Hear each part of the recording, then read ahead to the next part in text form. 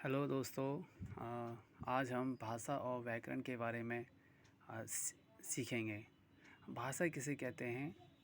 तो भाषा वह साधन है जिसके द्वारा मनुष्य अपने विचारों को और भावों को दूसरों तक पहुंचाता है और दूसरों के भावों और विचारों को समझता है, उसे हम भाषा कहते हैं।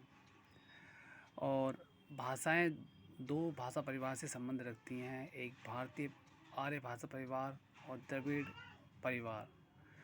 भारतीय आर्य भाषा परिवार जो है ये उत्तर भारत में बोली जाने वाली भाषाएं हैं, जैसे हिंदी, आपका बांग्ला, पंजाबी, मराठी, गुजराती। और द्रविड़ परिवार की जो भाषाएं हैं वो दक्षिण भारत की भाषाएं हैं, जैसे तमिल, तेलुगु, कन्नड़, मलयालम। 14 सितंबर 1949 को भारत की संविधान सभा में हिंदी को भारत की राजभाषा के रूप में स्वीकार किया गया।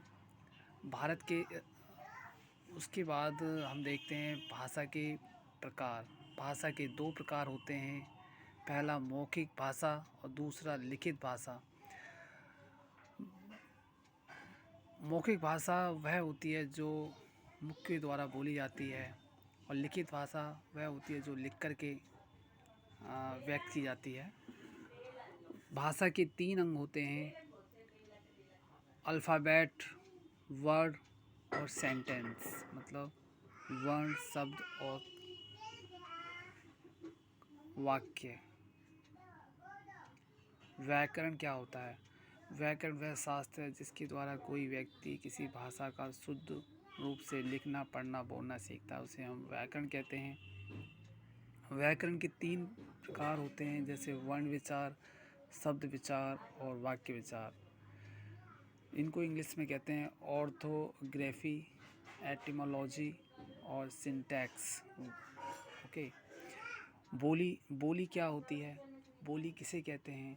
बोली हमारे देश के विभिन्न क्षेत्रों में बोली जाने वाली भाषा को बोली कहा जाता है।